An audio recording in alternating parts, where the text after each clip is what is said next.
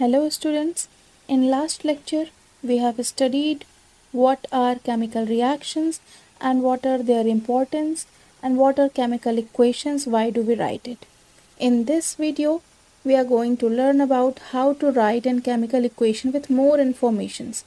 So you can say that this is the basic concept over which you will learn how to write chemical equation with all the informations. So now let's start. Whenever you're going to write a chemical equation, that must contain two parts. First one is written on the left hand side called reactant part, and the other one is which is written on the right hand side is called product part. So there are two parts and we call them the reactants written on the left hand side and the products written on the right hand side. Now move on to our next step. Is now we will put a forward arrow in between the reactant and product parts, just like this. Further, we will use the plus symbols between the chemical species we are going to take and the products that are formed.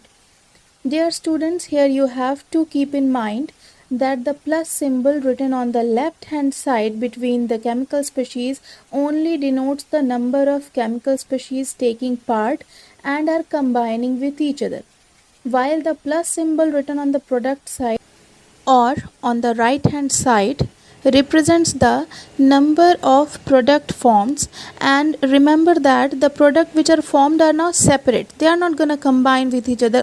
So the plus sign on the product side denotes the number of products, while plus sign on the left hand side or on the reactant side represents the number of species taking part in the chemical reaction and also denotes their combination. Now let us move further. Here is one example where I have taken magnesium and sulfuric acid, which will react to form a salt, magnesium sulfate, and will release the hydrogen gas. Here's the example: Mg plus H2SO4 forward arrow MgSO4 plus H2. Now here you can see the plus symbol on the reactant side will means that magnesium is going to react with sulfuric acid, while the plus symbol on the product side will denote that there are two different products forming, that are magnesium sulfate and hydrogen gas. So now this one part is called reactant and this one part is called product. Here you can see that this is reactant side and that is product side. And this plus symbol denotes the reaction between magnesium and sulfuric acid, and that symbol represents the two products, magnesium sulfate and hydrogen gas. Now moving further, in chemical equations, what we have learned in previous video, you can connect with that. It is a method of representing something in a very precise manner just by writing the symbols of those elements which are gonna used or which are being used, like Na for sodium, Cl for chlorine, K for potassium, Mg for magnesium, and there are a lot more like Al for aluminium, Br for bromine, Ca for calcium, and many more. And if the reaction comes back, now we will talk here a little about reversible reactions. Here this is the symbol for reversible reaction actually. And what are the reversible reaction? If you are going to use this symbol, you must first know what are reversible reactions. So the reversible reactions are the kind of reactions which have the capability of turning back their product into their parent species or their original reactant species. So in such reactions we do not write forward arrow, we replace that forward arrow with this reversible arrow. This is back and forth, half back and half forth arrow. Here is an example of that. NH4Cl, this is ammonium chloride, and it is a reversible reaction in which NH4Cl can break into ammonia and hydrochloric acid, while if you will combine ammonia and hydrochloric acid again, it will form ammonium chloride. So therefore here we will use this reversible arrow symbol. Now here we will learn about writing the notations. This is a very important fact which will directly tells you the state of the reactants, state of the product, state of the chemical species which are gonna involve or which are being involved in any chemical reaction. Like if you are using a gas in any reaction, you will write gas. Suppose some gas is being evolved, you can write G. The element you have taken is in solid state, you will write S. The solution you have taken of any chemical compound will be written as L, and AQ for aqueous. So these are the notations. Here you can see in this example also I have mentioned how to write the notations just beside the elements and compounds we are gonna write in any chemical equation. Like Mg, we are going to take it in a solid form, so I have written S beside the Mg symbol, plus H2SO4. H2SO4 I will be gonna taking in aqueous form, so I have written AQ in bracket. Now MgSO4 will be a salt in aqueous state, therefore it is written here AQ, and H2 will be released in the form of a gas, therefore G has been written there.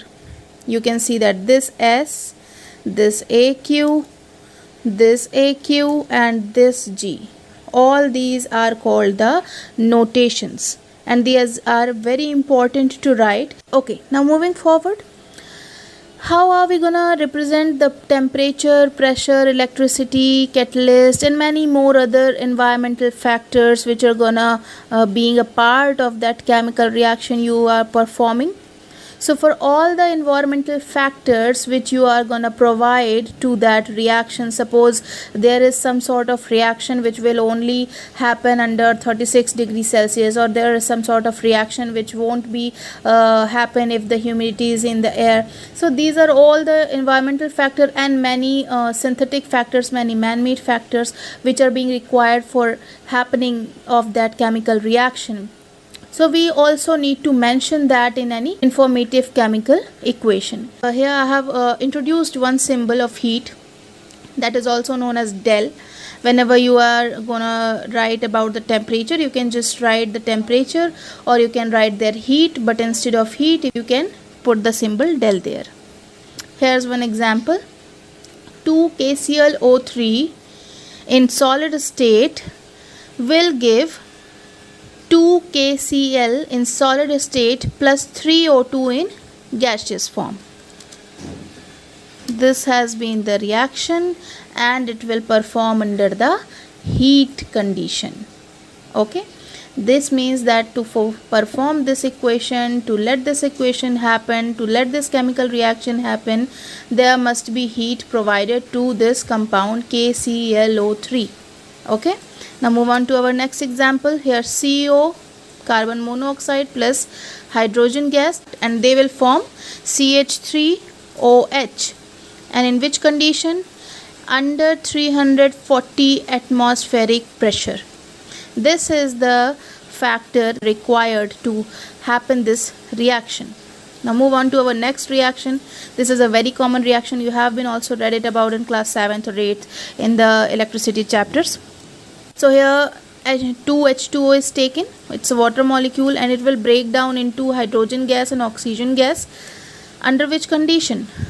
Under electricity condition. That means if we will provide the compound H2O some electricity, it will break down into H2 and O2. Now here's another example. N2 plus 3H2, it will give 2NH3. Under which condition? Under catalyst reaction of iron and 200 atmospheric pressure with 673 Kelvin temperature. So there are 3 factors which is required for this reaction to happen. First one is iron should be used in this reaction as a catalyst. 200 atmospheric pressure should be applied, and then 673 Kelvin temperature should be given to these two elements over here, nitrogen and hydrogen. Then they will form the ammonia. One more thing here, what is catalyst? Here the catalyst is a new word for you. So catalyst is any element, any substance, or could be any compound which won't involve itself in any reaction, but they change the rate of reaction. Now what is the meaning of change of the rate of reaction? This means that the reaction may slow down or may fast up. So suppose we are using deuterium. Deuterium is also known as heavy water, and it is a isotope of hydrogen. So if we're gonna use that, it will slow down the reaction. Just like here, Fe is used, iron is used as a catalyst. This will fasten up the reaction. So catalyst not always means to be used to increase the rate of reaction. They can also decrease the rate of reaction. So here now let us move on to our next point. Downward arrow shows the formation of any PPT. Now PPT is the short form for precipitate. Precipitate is something which you can filter easily. Precipitated solution can be filtered easily. You can use a common life example of chalk solution, like you mix some chalk in water and stir it well.